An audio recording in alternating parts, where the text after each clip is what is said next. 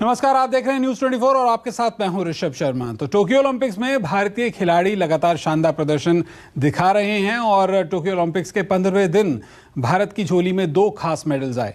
जहां पर नीरज चोपड़ा ने गोल्ड मेडल जीतते हुए इतिहास रचा, वहीं साथ ही रेसलिंग के अंदर बजरंग पुनिया ने भी ब्रॉन्ज मेडल जीता और भारत के लिए टोक्यो ओलंपिक्स में रेसलिंग के खेल में 2 मेडल्स जीतने में कामयाबी हासिल की। हमारे साथ इस वक्त सीधा टोक्यो से बजरंग पुनिया और उनके कोच अनिल मान जुड़ चुके हैं। बजरंग, बहुत बहुत स्वागत है आपका। धन्यवाद भाई। और कोच साहब आपको भी थैंक यू जी, थैंक यू। बजरंग, सबसे पहले मैं कुछ सवाल पूछूं उससे पहले एक बार हमारे दर्शकों को मेडल दिखा दीजिए, क्योंकि ये मेडल जो है आज सबसे कीमती चीज़ है और यही पूछूंगा कि ये मेडल जो है इसके लिए एक खिलाड़ी जो होता है बहुत मेहनत करता है। अक्सर खिलाड़ी खेलते रह जाते हैं, करियर खत्म हो जाते हैं, मेडल छूने को नहीं मिलता। आपने ना सिर्फ जीता है बल्कि शान से जीता है, तो ख्वाब पूरा हुआ? देखिए, धन्यवाद आपका शुभकामनाओं के लिए। और ख्वाब पूरा नहीं हुआ, ख्वाब पूरा करने के लिए और मेहनत करेंगे। 3 साल बचे हैं अभी पेरिस के लिए, क्योंकि जो देशवासी उम्मीद लगा रहे थे वो गोल्ड की लगा रहे थे, तो वो नहीं हो पाया पूरा। तो उसमें कोशिश करेंगे कि भाई 2024 में हम और ज़्यादा मेहनत करें। जो हमारी चाहे इंजरी के कारण लगा लीजिए या कोई मेहनत में कमी रहेगी उसके कारण लगा लीजिए, हम कोशिश करेंगे 3 साल बाद उस चीज़ को पूरा करें। बजरंग, आपने बात तो सही कही कि इंजरी की वजह से, और आज जब आपकी बाउट शुरू हुई उसके बाद में हिंदुस्तान में लोगों ने आपकी जीत पर जश्न मनाया। और मैं आपको बता सकता हूं कि जितने भी लोगों ने आपकी बाउट देखी, आपकी जीत को उन्होंने एंजॉय किया, उनके मुंह से सिर्फ एक बात निकली कि बजरंग आज घायल शेर की तरह लड़ा है। देखिए, बिल्कुल आज बस मैट पे चढ़ने से पहले जब बाउट स्टार्ट हुई तो मेरे कोचेज थे, फेडरेशन के अध्यक्ष थे, सेक्रेटरी थे, तो उन्होंने आगे बोला कि भाई आपके मतलब एक हमारे लिए बहुत इम्पोर्टेंट बाउट है और ये बाउट हमें जीतनी है, प्रेशर मत लेना, बिल्कुल भी फ्रेश माइंड होके खेलना है। तो मेरे नी में दर्द था, मैंने कुछ आज टेप भी नहीं लगवाई। कल आपने देखा हुआ टीवी पे टेप भी थी, निकअप भी था, तो आज मैंने कुछ नहीं लगा रखा था। आज सिर्फ मैंने टेप टाप मगा हटाओ, आज मैं सिर्फ मेडल और मेडल के लिए लड़ूंगा। तो वो चीजें देख के मैंने उसी तरीके से कि भाई हाँ, सभी देशवासी, क्योंकि मैं डिस्टर्ब था कल के बाद से, तो कोचेज ने मुझे समझाया कि भाई मेडल मेडल होता है और ओलंपिक का मेडल एक खिलाड़ी का सपना होता है। तो आप इस चीज को भूल के आगे जो कल की बाउट है उस पे, आज की बाउट थी तो उस पे ध्यान दो। तो मैंने उस जो हमारे कोचेज ने जो मुझे समझाया उसी के कारण जो ये मेडल है। नहीं तो एक खिलाड़ी को हार मिलती है, निराशा मिलती है, तो उसके बाद हताश होकर बैठ जाता है, दुख मनाता है। तो यही चीजें थी कि भाई अच्छे स्टाफ का होना साथ में बहुत जरूरी है। तो वो चीजें मैं अपने आप को भाग्यशाली मानता हूँ कि मुझे अच्छे दोस्त, अच्छा सपोर्टिंग स्टाफ मिला है और सभी की तरफ से, पूरे देशवासियों की तरफ से प्यार और दुआएं मिल रही हैं। तो उन्हीं का असर है जो आज मैं मेडल जीता है। बिल्कुल, दुआएं तो थी और आगे भी दुआएं जारी रहेंगी बजरंग, क्योंकि जैसा आपने कहा, संतोष तो हमें भी नहीं है। गोल्ड मेडल की उम्मीद आपसे लगातार बनी हुई थी और बनी हुई है और बनी रहेगी जब तक आप मेडल नहीं जीतते। एक सवाल ये भी है, जैसा आपने इंजरी की बात की, ये इंजरी कोई ताज़ी तो थी नहीं। रशिया के अंदर आपको ये चोट लगी थी, तो कहीं ना कहीं साइकोलॉजिकली दिमाग में इस चीज़ को लेकर कोई फिक्र, कोई टेंशन थी कि इतना बड़ा मुकाबला है, ओलंपिक्स में आप जा रहे हैं, सब लोगों की उम्मीदें हैं मेडल जीतेंगे, लेकिन आप अपना 100% जानते थे शायद नहीं दे पाएंगे?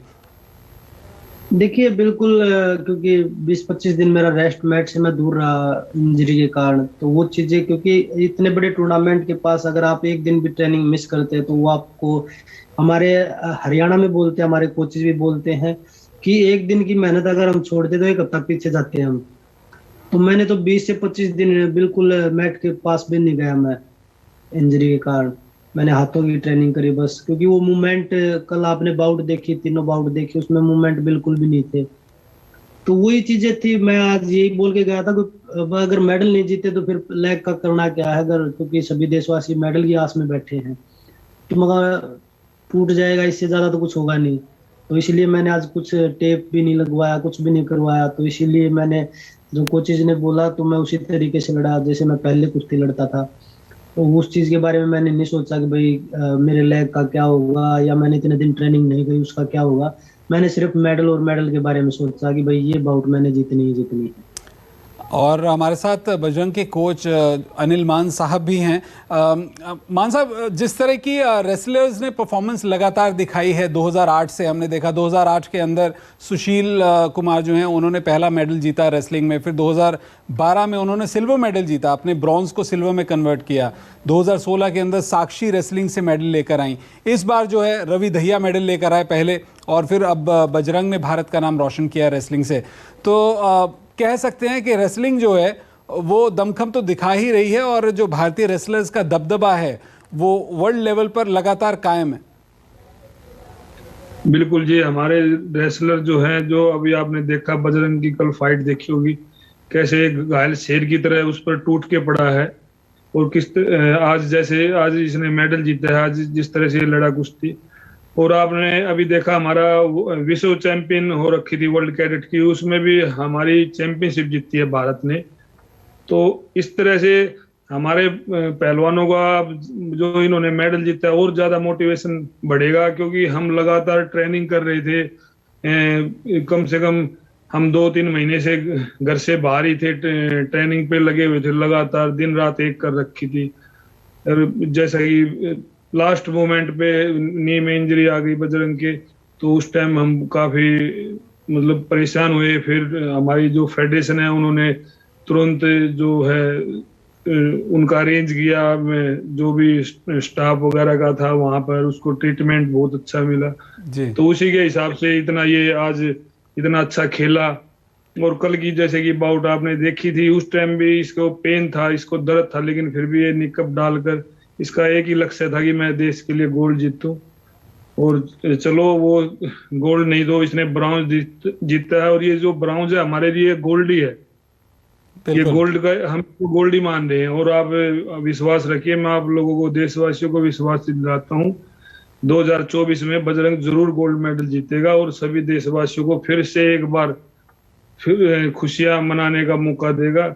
यही मैं आप लोगों को कहना चाहूँगा। बिल्कुल, आपने बिल्कुल सही कहा कोच साहब। हम तो खुद चाहते हैं कि ऐसा ही हो, और जैसा बजरंग का प्रदर्शन रहा है, मेडल की उम्मीदें भी गोल्ड की ही थी। और ये तो हम सभी समझते हैं कि अगर एक खिलाड़ी घायल होते हुए ब्रॉन्ज लेकर आ सकता है तो 100% में तो उसका गोल्ड मेडल बिल्कुल आना चाहिए था। वैसे बजरंग, आपकी परिवार से भी बात हुई होगी, जैसा सर ने बताया कि कई महीनों से टीम अपने परिवार से दूर हैं। जीत के बाद में हरियाणा में तो झज्जर में तो जश्न मनाया गया, आपकी बात हुई होगी, कितने संतुष्ट दिखाई दिए आपके परिवार वाले आपसे बात करने के बाद? देखिए, परिवार वाले संतुष्ट तो नहीं है, वो भी मतलब वो मुझे दिखा नहीं रहे कि भाई हाँ हम संतुष्ट है, कोई बात नहीं, हार होगी तो कल भी मेरी बात नहीं हो पाई थी।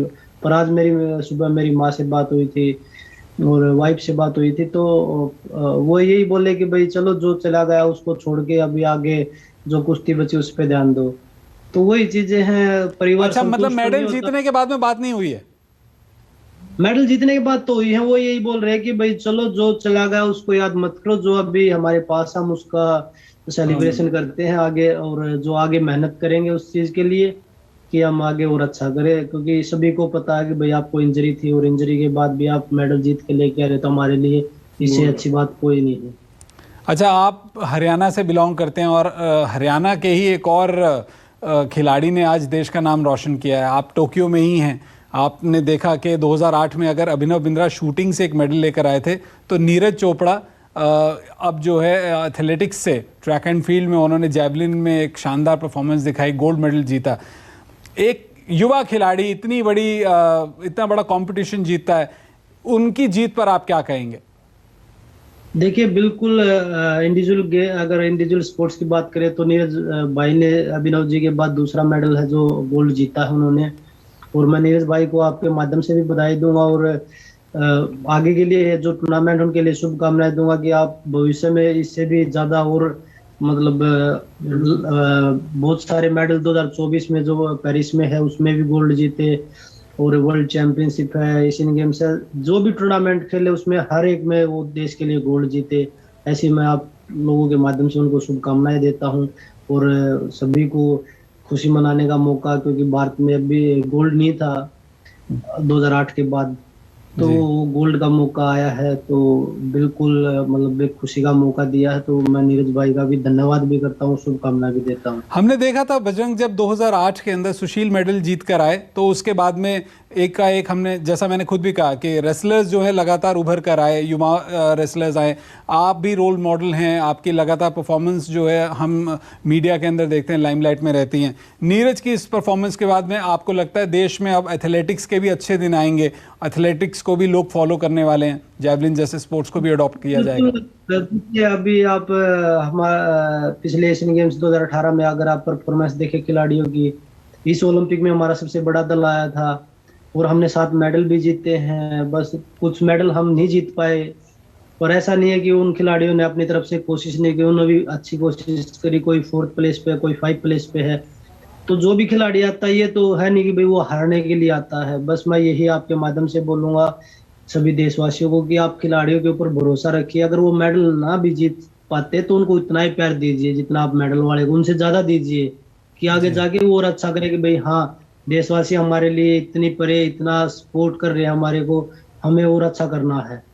बिल्कुल। तो बिल्कुल आने वाले समय में आप देखिए एथलेटिक्स ऐसे ऐसे स्पोर्ट्स आगे निकल के आ रहे हैं जिनमें हमें कभी उम्मीद नहीं थी कि इंडिया में स्पोर्ट्स आगे आ सकते हैं।